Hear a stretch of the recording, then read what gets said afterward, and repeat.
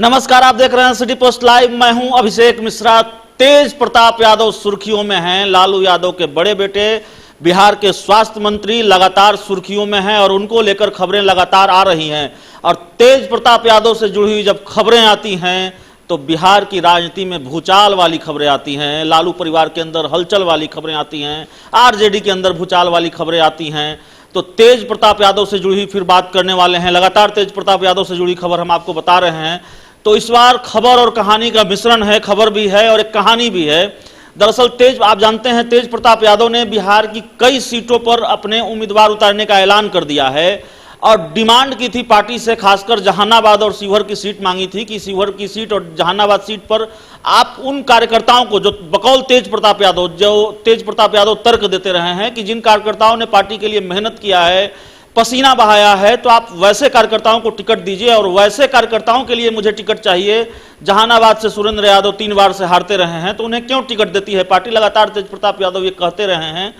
तो जहानाबाद से टिकट चाहते थे, शिवहर से अंगेश कुमार के लिए टिकट चाहते थे, डिमांड नहीं मानी गई तो तेज प्रताप यादव गुस्से में है, नाराज हैं और एक तरह से कह सकते हैं कि पार्टी के खिलाफ विद्रोह छेड़ रखा है। लालू मोर्चा बनाया, लालू राबड़ी मोर्चा बनाया है और उसके तहत बिहार की 20 सीटों पर अपने उम्मीदवार उतारने का ऐलान कर चुके हैं। ससुर चंद्रिका राय के खिलाफ सारण से चुनाव लड़ने का ऐलान कर चुके हैं। ये बातें पुरानी हैं, खबरें पुरानी है। नई बात क्या है हम आपको बताते हैं। दरअसल तेज प्रताप यादव इस तरह की डिमांड पहले भी करते रहे हैं। अगर आपको याद हो तो पहले भी आपने खबर देखा था कि तेज प्रताप यादव ने राजेंद्र पासवान नाम के एक कार्यकर्ता को पार्टी का महासचिव बनवाने के लिए पार्टी के खिलाफ मोर्चा खोल दिया था। पार्टी के बड़े नेताओं से भीड़ बैठे थे, खासकर रामचंद्र पूर्वे को लेकर और तमाम नेताओं को लेकर कहा था कि मेरी बात नहीं सुनी जा रही है और बिल्कुल ठन गए थे तेज प्रताप यादव और राजेंद्र पासवान को, माफ कीजिएगा, राजेंद्र पासवान को पार्टी का महासचिव बनवा कर ही दम लिया था। तो तेज प्रताप यादव का यह मिजाज रहा है और लगातार इस तरह की डिमांड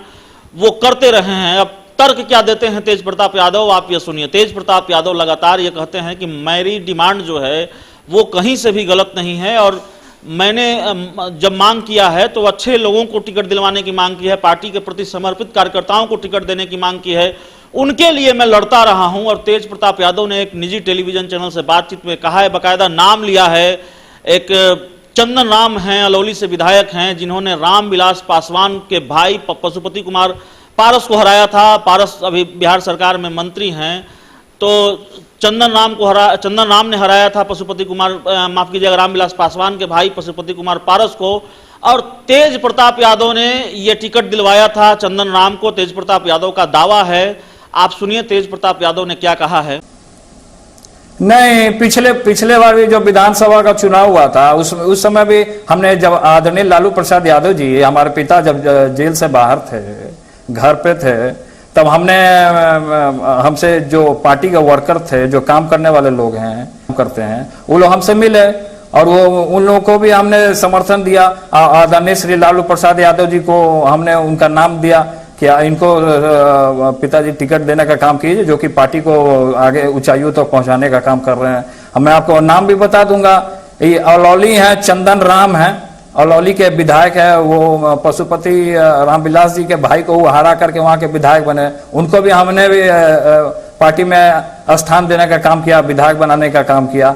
तो तेज प्रताप यादव इन दिनों जो कर रहे हैं, जिस तरीके से बगावत उन्होंने छेड़ रखी है, आपने सुना तेज प्रताप यादव क्या कह रहे थे। तेज प्रताप यादव अपनी लड़ाई को इस तरीके से जस्टिफाई करने की अब कोशिश कर रहे हैं कि मेरी डिमांड गलत नहीं है, मैंने जो कहा है वो गलत नहीं है। और पहले भी जब मैंने इस तरह की डिमांड की है तो उससे पार्टी को फायदा ही हुआ है। नाम लिया चंदन राम का कि इन्होंने देखिए हरा दिया, मैंने इनको टिकट दिलवाया था, इनकी सिफारिश की थी और चंदन राम ने रामविलास पासवान जैसे कद्दावर नेता के भाई पशुपति कुमार पारस को हरा दिया। पशुपति कुमार पारस भी कोई छोटे मोटे नेता नहीं है, कद्दावर नेता हैं और उनको हमारे पहलवान ने हरा दिया। तो तेज प्रताप यादव ये कहते रहे हैं कि मैं अच्छे लोगों की सिफारिश करता रहा हूं, कद्दावर लोगों की सिफारिश करता रहा हूं, जिनके जीतने की उम्मीद होती है और जो समर्पित कार्यकर्ता होते हैं पार्टी के, उनकी सिफारिश करता रहा हूं और पार्टी को इससे फायदा पहले हुआ है।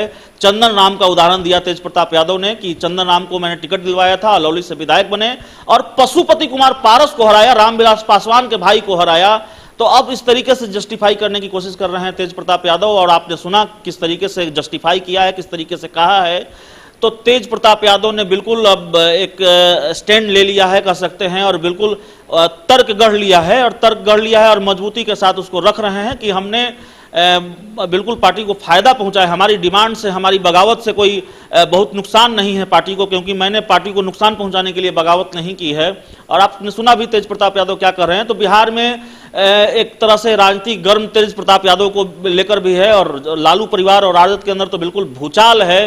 भूचाल इस वजह से है कि तेज प्रताप यादव ऐलान कर चुके हैं कि 20 सीटों पर चुनाव लड़ेंगे, और अब इस तरीके से जस्टिफाई भी कर रहे हैं कि हमारी डिमांड जायज है। तो कहानी यही कि तेज प्रताप के पहलवान ने रामविलास पासवान के भाई को हरा दिया था, यह दावा तेज प्रताप यादव कर रहे हैं, और इस दावे के सहारे ये जस्टिफाई करने की कोशिश कर रहे हैं, अपनी लड़ाई को सही साबित करने की कोशिश कर रहे हैं कि मैंने अच्छे लोगों के लिए टिकट मांगा है, और जिनसे पार्टी को फायदा होगा, आगे चल के पार्टी को फायदा होता है, जो जिताऊ उम्मीदवार हैं, जो पार्टी के कर्मठ कार्यकर्ता हैं, समर्पित कार्यकर्ता हैं, उनके लिए मैंने टिकट की डिमांड की है और टिकट की डिमांड करता रहा हूं, उन लोगों के लिए लड़ाई लड़ता रहा हूं। तो मेरी डिमांड कहीं से जायज गलत नहीं है, और मेरी लड़ाई कहीं से गलत नहीं है, बिल्कुल सब कुछ जायज है। तो इस खबर में इतना ही। अगर आपको हमारी खबर अच्छी लगे तो इसे अपने दोस्तों के साथ शेयर करें, हमारे यूट्यूब चैनल को सब्सक्राइब करें, बेल आइकन जरूर दबा दें ताकि हमारी खबरें सबसे पहले आप तक पहुंचे। प्यार, समर्थन और सहयोग के लिए बहुत बहुत धन्यवाद।